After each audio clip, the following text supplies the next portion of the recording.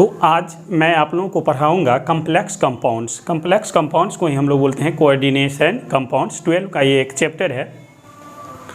Chapter का नाम है कम्प्लेक्स कंपाउंड्स और कोऑर्डिनेशन कंपाउंड्स। इस चैप्टर में आज हम लोग समझेंगे ये कम्प्लेक्स कंपाउंड्स होता क्या है। जैसे कंपाउंड्स, ऑर्गेनिक कंपाउंड्स का नाम आप सुने होंगे, इनऑर्गेनिक कंपाउंड्स का नाम सुने होंगे, लेकिन ये कम्प्लेक्स कंपाउंड्स क्या होता है और इसी कम्प्लेक्स कंपाउंड को हम लोग कोऑर्डिनेशन कंपाउंड भी बोलते हैं। तो आज हम लोग समझेंगे कम्प्लेक्स कंपाउंड्स के बारे में।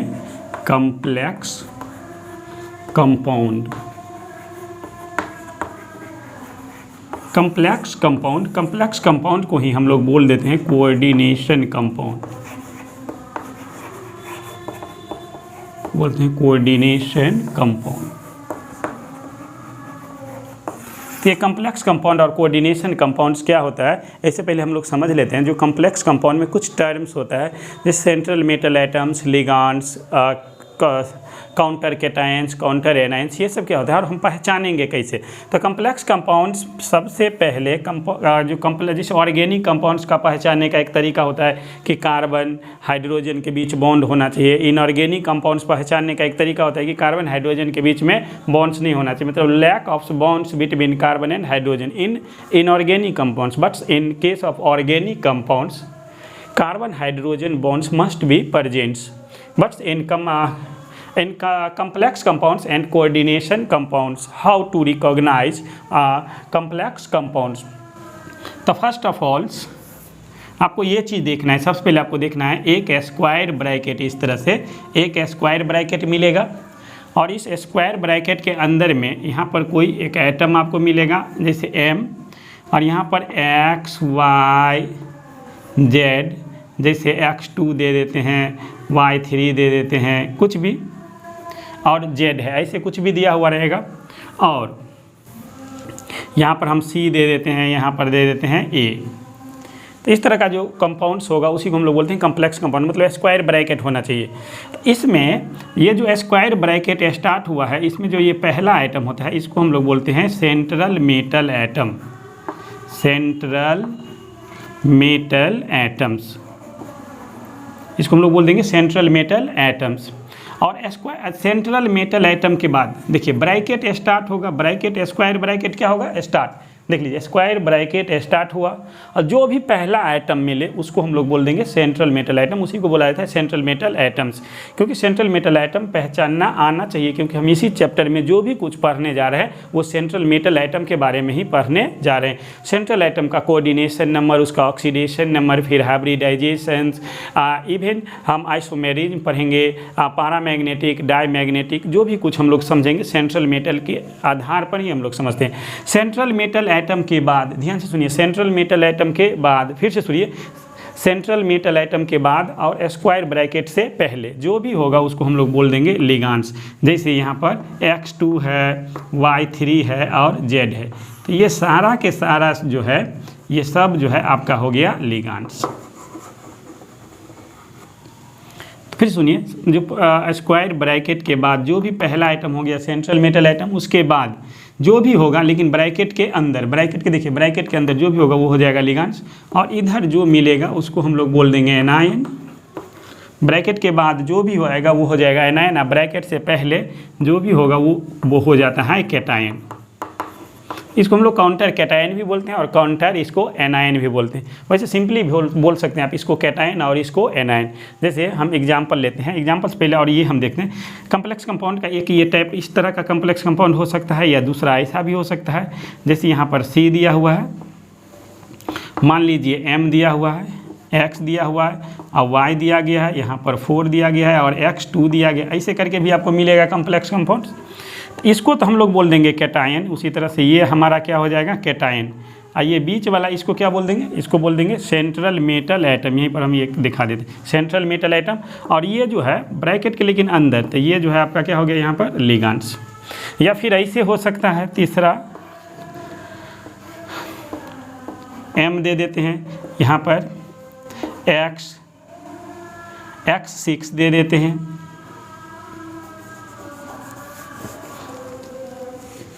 ये भी हो सकता है, या X4 है, कुछ भी ऐसे करके, और यहाँ पर हम A दे देते हैं। ऐसे भी हो सकता है। तो इसको फिर हम लोग क्या बोल देंगे, एनायन। इसको क्या बोलेंगे, एनायंस। और ये X4 जो है, X4 ब्रैकेट के जो अंदर में है उसको हम लोग क्या बोल देंगे, लिगांड्स। और ये हमारा क्या हो जाएगा, central metal atom. Central metal atom, central metal atom को शॉर्टकट में CMA से भी लिखते हैं हम लोग। तो कंपाउंड का 3 टाइप, या तो ऐसे हो सकता है कम्प्लेक्स कंपाउंड, या इस तरह से, या इस तरह से, या फिर एक और तरह का हो सकता है आपको इस तरह से। जैसे मान लीजिए M रहेगा, X रहेगा, X2 मान लो, Y4, इस तरह का सिंपल ऐसे भी रहेगा। तो कम्प्लेक्स कंपाउंड पहचानने का क्या तरीका है कि square bracket must be present. देखिए स्क्वायर ब्रैकेट सब में, यहाँ भी स्क्वायर ब्रैकेट, यहाँ भी स्क्वायर ब्रैकेट, यहाँ भी स्क्वायर ब्रैकेट, यहाँ भी स्क्वायर ब्रैकेट, और यहाँ भी square bracket. Square bracket must be present. और स्क्वायर ब्रैकेट के अंदर 2 चीज़ होना चाहिए। स्क्वायर ब्रैकेट के अंदर 2 चीज़ होना ही चाहिए और रहेगा ही। कम्प्लेक्स कंपाउंड है तो उसमें ये 2 चीज़ रहेगा ही। एक क्या, लिगांड्स, और दूसरा क्या, सेंट्रल मेटल एटम्स। तो ये सेंट्रल मेटल एटम हो जाएगा, M क्या हो जाएगा, सेंट्रल मेटल एटम, और ये दोनों जो है हमारा क्या हो गया, लिगांड्स। तो ये कंपाउंड्स का 4 तरह का कंपाउंड्स हो सकता है। या कम्प्लेक्स कंपाउंड फिर एक टाइप और भी होता है, जैसे यहाँ पर एक MX मान लेते हैं 4 है, या फिर दूसरा इस तरह से भी हो सकता है। 2 कम्प्लेक्स आयंस जुड़ के भी कम्प्लेक्स कंपाउंड बनाता है। या M1 मान लेते हैं, यहाँ पर मान लेते हैं कुछ भी, N मान लेते हैं, N, Y मान लीजिए 6 है, ऐसे करके भी रहेगा। इतने तरह का, मतलब सिंपली आपको ये देखना है कि अगर स्क्वायर ब्रैकेट आपको कहीं भी दिखे तो हम समझ लेंगे वो कम्प्लेक्स कंपाउंड्स है। या फिर ऐसे भी आपको दिया हुआ रहेगा तो उसको हम लोग कम्प्लेक्स आयंस बोल देंगे। जैसे M दिया हुआ है, यहाँ पर X4 दिया हुआ है, और ऐसे करके आपको माइनस दिया हुआ रहेगा, यहाँ पर या तो माइनस दिया रहेगा या प्लस दिया रहेगा, तो इसको हम लोग कम्प्लेक्स आयंस बोलेंगे। इसको हम लोग क्या बोलेंगे, कम्प्लेक्स आयंस। फिर से सुनिए, स्क्वायर ब्रैकेट स्टार्ट होगा, जो फर्स्ट एटम होगा उसको बोल देंगे सेंट्रल मेटल एटम। उसके बाद जो भी होगा, लेकिन स्क्वायर ब्रैकेट के अंदर, उसको हम लोग क्या बोल देंगे, लिगांड्स। और ब्रैकेट से पहले जो होगा उसको कैटायन, और ब्रैकेट के बाद जो भी होगा उसको हम लोग क्या बोल देंगे, एनायंस। तो इसमें अगर देखें तो कैटायन है लेकिन एनायंस नहीं है, इसमें एनायन है, कैटायंस नहीं है। तो कम्प्लेक्स कंपाउंड में या तो कैटायन होगा या एनायन होगा, या फिर दोनों में से कोई भी नहीं होगा। फिर से सुनिए, जो भी कम्प्लेक्स कंपाउंड होगा उसमें या तो कैटायन, अगर कैटायन होगा तो एनायन इधर नहीं होगा, या इधर एनायन होगा तो इधर कैटायन नहीं होगा, या फिर ऐसा भी हो सकता है कि दोनों में से कोई भी नहीं होगा। जैसे इसमें कैटायन है, इसमें सिर्फ क्या है, एनायंस है। इसमें क्या है कि इसमें अगर हम बात करें तो कैटायन और एनायन कुछ भी नहीं है, लेकिन सेंट्रल एटम और लिगांड्स रहेगा। Central atoms and ligands must be present in complex compounds and coordination entity भी इसको हम लोग एक तरह से इसको हम लोग बोलते हैं। तो याद रखिएगा, कम्प्लेक्स कंपाउंड्स में लिगांड्स और सेंट्रल मेटल एटम्स होना ही चाहिए। तो इसको हम लोग क्या बोल देंगे, सेंट्रल मेटल एटम, और उसके बाद जो भी रहेगा उसको हम लोग बोल देंगे लिगांड्स। जैसे हम लोग एग्जाम्पल से समझते हैं, इसको आप नोट्स कर लीजिए और कॉपी पर लिखिए। ऐसे ये साइंस है, ऐसे आपको समझ में नहीं आएगा। साइंस पढ़ने में मन किसी को, आज तक साइंस पढ़ने में किसी को मन लगा ही नहीं है। साइंस ही ऐसा सब्जेक्ट है जिसको पढ़ने में मन नहीं लगता है, मन लगाना पड़ता है, तब आपको मन लगेगा। मन लगेगा फिर भी मन नहीं लगेगा। साइंस में मन आज तक किसी को लगा ही नहीं है। हाँ, अभी आपको मन नहीं लगेगा, लेकिन अगर साइंस आप सही से पढ़ लेते हैं आगे जाकर आपको इसका बहुत फ़ायदा मिलेगा। चलिए आगे हम लोग समझते हैं, कुछ एग्जाम्पल से समझते हैं।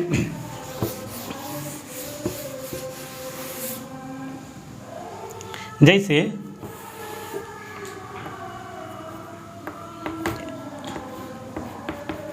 Fe ऐसे दिया हुआ है और यहाँ पर लिखा हुआ है H2O 6 और यहाँ पर लिखा हुआ है Cl2। तो इसमें देखिए स्क्वायर ब्रैकेट स्टार्ट हुआ, जो ये पहला आइटम है ये Fe, तो आपका Fe जो है ना यही हो गया सेंट्रल मेटल एटम, ये ध्यान रखना है। अब जैसे H2O कितना है 6, तो ये स्क्वायर देखिए सेंट्रल मेटल आइटम के बाद जो होगा उसको ही हम लोग क्या बोल देते हैं, लिगांड्स। ये लिगांड्स क्या होता है हम लोग समझेंगे, अभी आपको बताएंगे कि लिगांड्स क्या होता है। और स्क्वायर ब्रैकेट के बाहर देखिए Cl2 है, तो ये आपका हो गया एनायंस। अगर इस तरह से हो, जैसे मान लो K4 है, एफ ई है, चलिए एफ ई को हटा लेते हैं, एन आई है, सी एन है, 6 है, इस तरह से। तो ये के जो है के, ये क्या हो गया आपका कैटायन। यहाँ पर एन आई जो है देख लीजिए, एन आई वो हो गया सेंट्रल मेटल एटम्स, और ये जो है सी एन ये आपका क्या हो गया लिगांड्स। तो आपको सेंट कैटायन क्या होगा, एनायन क्या होगा, लिगांड्स क्या होगा, ये आपको समझ में आ गया होगा। आगे देखते हैं हम लोग।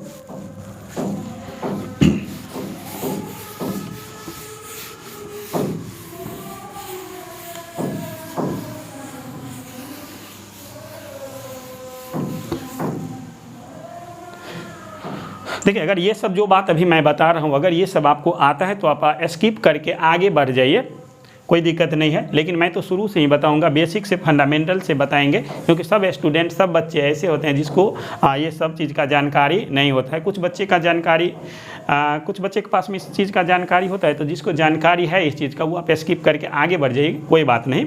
लेकिन जिसको जानकारी नहीं है तो शुरू से देखिए, स्थिर से ध्यान से देखिए, आपको बात समझ में आ जाएगा।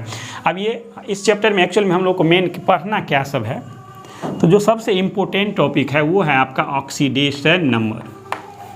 समझते हैं आज हम लोग ऑक्सीडेशन नंबर। ऑक्सीडेशन नंबर को हम लोग ON से डिनोट करते हैं, और ये ऑक्सीडेशन नंबर कैसे निकाला जाता है। Oxidation number of central metal atoms, और एक क्वेश्चन तो आना ही आना है एग्जाम में, एक से ज़्यादा भी आएगा, 2 क्वेश्चन भी आ जाएगा। और ऑक्सीडेशन नंबर के ही आधार पर हम कम्प्लेक्स कंपाउंड का जो सेंट्रल मेटल आइटम है तो उसका हाइब्रिडाइजेशन, उसका शेप, उसका ज्योमेट्री जो भी कुछ होता है हम इसी के आधार पर हम लोग समझते हैं। तो ऑक्सीडेशन नंबर हम लोग कैसे निकालेंगे, तो उसके लिए क्या होता है कि हमको समझना पड़ेगा। यहाँ पर हम कुछ लिगांड्स लिख रहे हैं, लिगांड्स या कैटायन या एनायंस।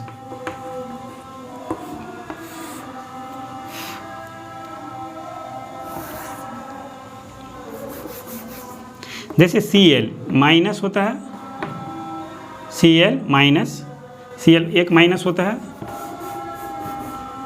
जैसे Br minus, OH minus, NO2 minus, Cn minus, NH2 minus. ये चार्ज आपको ऑक्सीडेशन में निकालने के लिए एक्चुअल में चार्ज ध्यान रखना पड़ता है, चाहे वो लिगांड्स हो, कैटायन हो और एनायंस हो। चार्ज हम लिखते हैं, फिर एग्जांपल से आपको समझाते हैं कैसे निकाला जाता है। जैसे हम मान लेते हैं CO3 2 माइनस, जैसे SO4 2 minus, NO3 minus,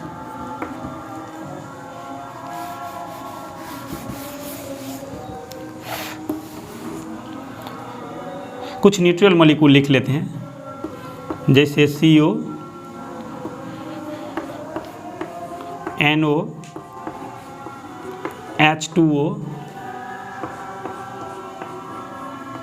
NH3, EN। चलिए K प्लस,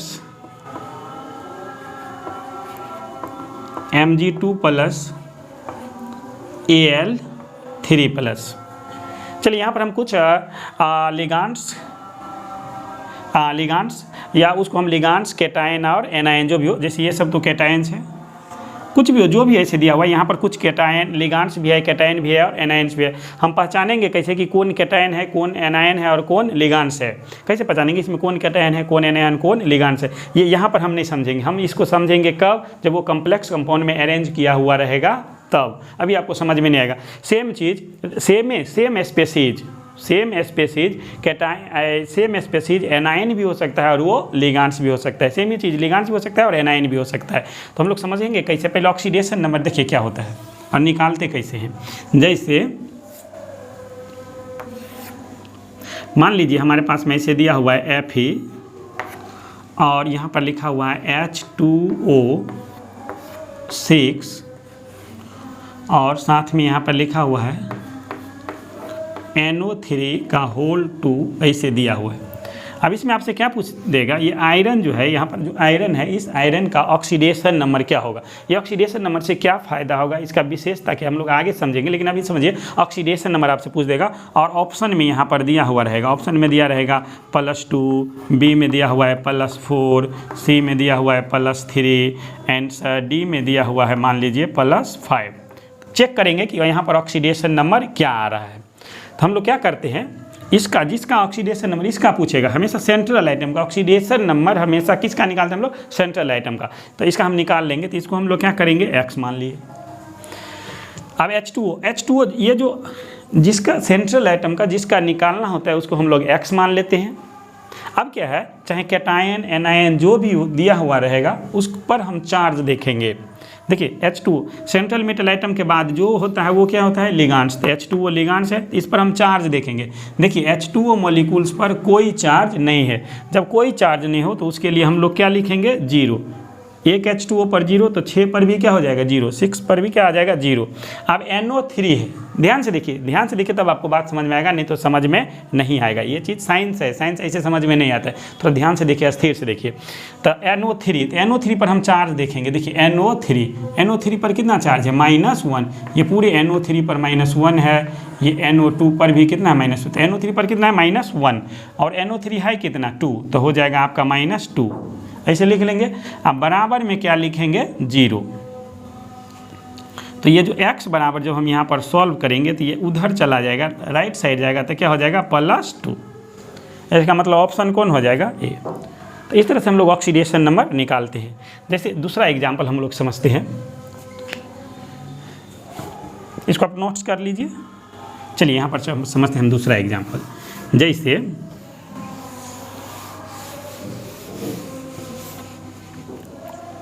मान लीजिए K4 दिया हुआ है और Fe ही लेते हैं, या Ni ले लेते हैं, NiCN6। चलो इसमें निकाल लेते हैं। तो देखिए Ni जो ये जो सेंट्रल मेटल आइटम है उसको आप हमेशा क्या मान लीजिएगा, x। तो इसको हम लोग क्या मान लिए, x। अब Cn, अब K पर देखते हैं, K पर कितना चार्ज है, K पर चार्ज कितना है +1, K कितना है 4। तो एक K पर है 1 प्लस, तो 4 K है तो कितना हो जाएगा 4 प्लस, सबके चार्ज को जोड़ना है। और Cn देखिए, यहाँ पर Cn पर चार्ज कितना है -1 और Cn कितना है 6, तो लिखेंगे -6। अब बराबर में क्या लिखना है, 0। अब इसको जब हम सॉल्व करेंगे तो x बराबर जो है आपको क्या आ जाएगा, +2। तो इस तरह से हम कोऑर्डिनेट ऑक्सीडेशन नंबर आराम से किसी भी कम्प्लेक्स कंपाउंड में जो सेंट्रल मेटल आइटम होगा उसका हम निकाल लेंगे। अगर एक एग्जांपल और लेते हैं, अगर वो कम्प्लेक्स आयंस हो तो ऐसे निकाल लेंगे। जैसे कम्प्लेक्स आयंस, जैसे कुछ भी हम लोग ले लेते हैं, जैसे Mn है, Cl है, 4 है, इस तरह से, और इस पर क्या है 2 माइनस है। तो Mn का क्या करेंगे, हम लोग को ऑक्सीडेशन नंबर निकालेंगे। तो इसको हम लोग क्या करेंगे, x मान लेंगे। Cl है तो क्या हो जाएगा, Cl पर कितना चार्ज होता है -1, Cl कितना है 4, तो लिखेंगे -4 -4 इज इक्वल टू पावर। इससे पहले वाले कंपाउंड्स में हम लोग देख रहे थे, कम्प्लेक्स कंपाउंड था, उस पर कोई चार्ज नहीं था। ये कम्प्लेक्स आयंस है तो पावर जितना होता है वो हम लोग लिख लेते हैं बराबर में। 2 माइनस है तो लिख लेंगे -2। इस अगर कोई चार्ज न होता, यहाँ पर अगर कोई चार्ज न होता तो हम यहाँ पर क्या लिखते, 0। लेकिन अगर यहाँ पर चार्ज आ गया -2 तो हम लोग बराबर में क्या लिखेंगे, 2। 0 लिखते हैं कब, जब कोई चार्ज नहीं होता है। स्क्वायर ब्रैकेट के ऊपर में जब कोई चार्ज नहीं हो, फिर से सुनिए, स्क्वायर ब्रैकेट के ऊपर में जब कोई चार्ज नहीं हो तो हम लोग क्या लिखेंगे, 0। लेकिन अगर स्क्वायर ब्रैकेट के ऊपर में कोई जो चार्ज आ जाएगा वही हम लिखेंगे। अगर यहाँ प्लस होता तो हम यहाँ पर क्या लिखते, प्लस, लेकिन यहाँ पर क्या दिया हुआ है, माइनस। यहाँ पर दिया हुआ है माइनस, तो हम लोग इसीलिए यहाँ पर लगाएंगे माइनस। अब इसको सॉल्व करेंगे तो x बराबर -2 और +4 बराबर क्या आ जाएगा, +2। तो ऑक्सीडेशन नंबर आपको समझ में आ गया। ये जो ऑक्सीडेशन नंबर हमको समझ में आ गया तो इससे फ़ायदा क्या होगा, इससे बहुत फ़ायदा होगा। IUPAC नाम हम लोग समझेंगे, कम्प्लेक्स कंपाउंड का कोऑर्डिनेशन नंबर समझेंगे, हाइब्रिडाइजेशन समझेंगे, शेप समझेंगे, ज्योमेट्री समझेंगे, आइसोमेरिज्म समझेंगे, मतलब जो भी कुछ हमको समझना होता है, इफेक्टिव एटॉमिक नंबर समझेंगे। कम्प्लेक्स कंपाउंड का जो कुछ भी हमको समझना होता है वो ऑक्सीडेशन नंबर के आधार पर ही समझते हैं। तो ऑक्सीडेशन नंबर आपको समझ में आ गया। चलिए ठीक है, वेरी गुड।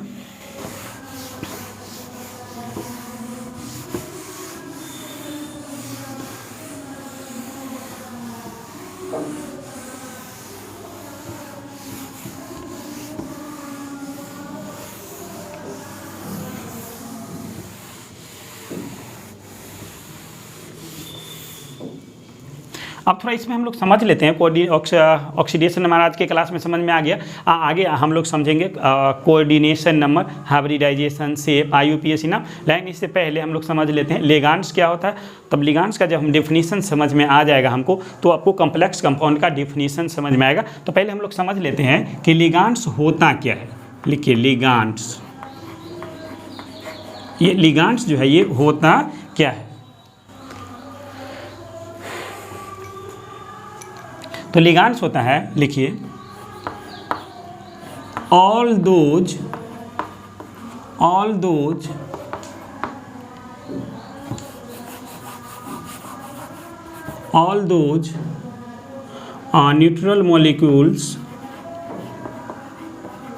neutral molecules और ions or atoms which donates its lone pair electron to central metal atoms is called ligands। all those का मतलब क्या हो गया, वह सभी। all those means वह सभी न्यूट्रल मॉलिक्यूल्स का मतलब होता है जिस पर कोई चार्ज नहीं होता है। न्यूट्रल मॉलिक्यूल्स मीन्स जिस पर कोई चार्ज नहीं होता है। तो वह ऑल दोज न्यूट्रल मॉलिक्यूल्स या आयंस जिस पर चार्ज होता है, या एटम्स व्हिच डोनेट मतलब होता है देना। डोनेट मतलब क्या होता है, देना। Donate its lone pair electron, its मतलब अपना, मतलब उसका lone pair electron to central metal atom is called ligands. मतलब वह न्यूट्रल मॉलिक्यूल्स, आयंस और एटम जो अपना lone pair electron central metal atom को डोनेट करता है, उसी को हम लोग बोलते हैं लिगांड्स। अगर आपको हिंदी में लिखना है तो आप लिख लीजिए, मैं फिर से बोल रहा हूँ। वह सभी न्यूट्रल मॉलिक्यूल्स या आयंस या एटम्स जो अपना lone pair electron central metal atom को डोनेट करता है, उसी को हम लोग लिगांड्स कहते हैं।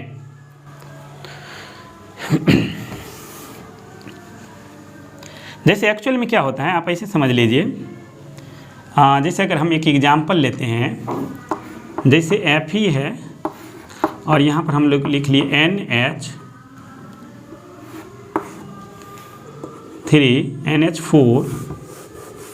NH4 और Cl2।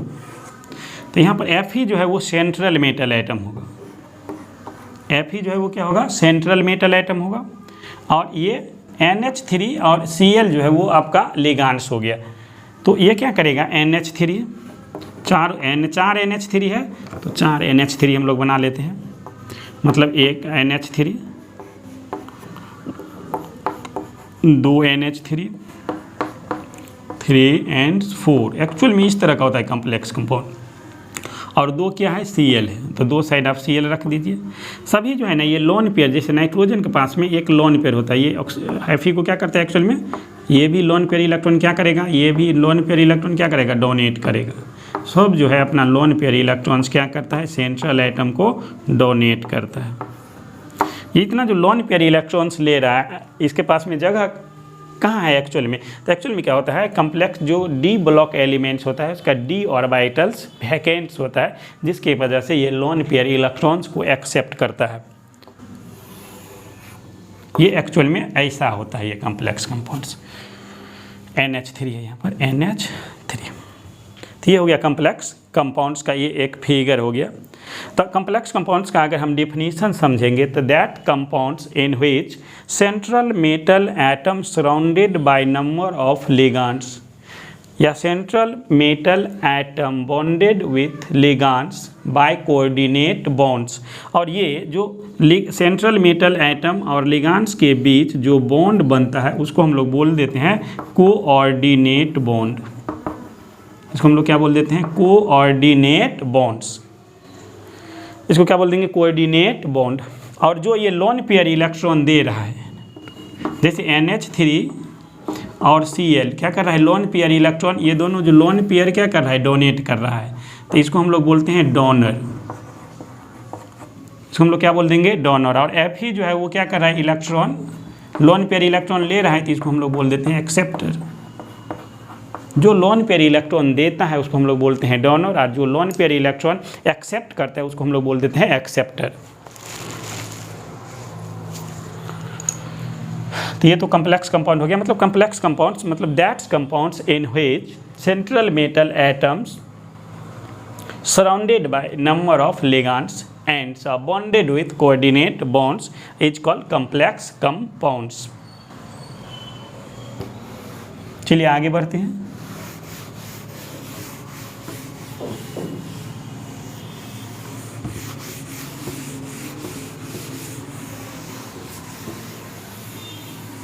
तो कम्प्लेक्स कंपाउंड का अगर आपको डिफिनीशन लिखना है तो लिख लीजिए, मैं बोल रहा हूँ। दैट कंपाउंड्स इन व्हिच, लिखिए, that compounds in which central metal atoms surrounded by number of ligands and bonded with coordinate bonds, bonded with coordinate bonds with ligands, वह कंपाउंड जिसमें सेंट्रल मेटल एटम्स लिगेंड से चारों side से घिरा हुआ हो और सेंट्रल एटम और लिगेंड्स के बीच जो बॉन्ड्स होता है वो कोऑर्डिनेट बॉन्ड हो। कहने का मतलब सेंट्रल मेटल एटम और लिगेंड्स जिस बॉन्ड से एक दूसरे से जुड़ा हुआ रहता है उसको हम लोग बोलते हैं कोऑर्डिनेट बॉन्ड्स। अच्छा, किसी भी दो एटम के बीच कोऑर्डिनेट बॉन्ड कब बनता है? तो जब कोई एक एटम्स अपना लोन पेयर इलेक्ट्रॉन दूसरे एटम को देता है। जैसे अभी हम देख रहे थे कि ये जो मान लीजिए Fe है, उसमें जो ये NH3 है, तो NH3 का जो ये N एटम है अपना लोन पेयर इलेक्ट्रॉन इसको क्या कर रहा है? डोनेट कर रहा है। जब कोई किसी को दे रहा है, ले नहीं रहा है, सिर्फ क्या कर रहा है? दे रहा है। क्या कर रहा है? दे रहा है। इसी को बॉन्ड को हम लोग बोलेंगे कोऑर्डिनेट बॉन्ड्स। एक होता है कोवैलेंट बॉन्ड। कोवैलेंट बॉन्ड में होता है mutual sharing of electrons between two atoms is called covalent bond. वहाँ पर इलेक्ट्रॉन का साझेदारी बराबर का होता है। जैसे COO अगर ऐसे हम स्ट्रक्चर बनावे, ऐसे अगर ऐसा स्ट्रक्चर बना हुआ है तो यहाँ पर क्या है? C और O के बीच में ये हुआ कोवैलेंट बॉन्ड। C और O के बीच में इलेक्ट्रॉन का साझेदारी बराबर का हो रहा है, इक्वल शेयरिंग ऑफ इलेक्ट्रॉन्स। यहाँ पर कार्बन हाइड्रोजन के बीच में भी साझेदारी बराबर का हो रहा है, इधर भी हाइड्रोजन और कार्बन के बीच जो इलेक्ट्रॉन का साझेदारी बराबर का हो रहा है। तो चलिए आपको ये समझ में आया। हम लोग समझ लेते, पहले लिगेंड्स के बारे में समझ लेते हैं कि क्या होता है। तो हम लोग लिखते हैं type of ligands. Type of ligands, जो लिगेंड्स होता है वो कितने तरह का होता है? लिगेंड्स। तो लिगेंड्स का टाइप होता है, पहला हम लोग लिख लेते हैं न्यूट्रल लिगेंड्स। Neutral ligands. दूसरा होता है नेगेटिव लिगेंड्स। Negative ligands. और तीसरा होता है पॉजिटिव लिगेंड्स। ये जो हम लोग टाइप्स ऑफ लिगेंड्स पढ़े हैं, लिगेंड्स का ये जो 3 टाइप पढ़े हैं, neutral ligands, negative ligands and positive ligands, ये है based on charge. Based on charge, charge के आधार पर, किसके आधार पर, चार्ज के आधार पर, मतलब टाइप्स ऑफ लिगांड्स, लिगांड्स का क्या पढ़ेंगे, टाइप्स, टाइप्स ये है, मतलब types of ligands based on charge, charge के आधार पर लिगांड जो है वो 3 तरह का होता है, न्यूट्रल लिगांड्स, नेगेटिव लिगांड्स एंड पॉजिटिव लिगांड्स। उसके बाद on the basis of donor atom, इसको हम लोग मिटा रहे हैं, आप इसको नोट्स कर लीजिए।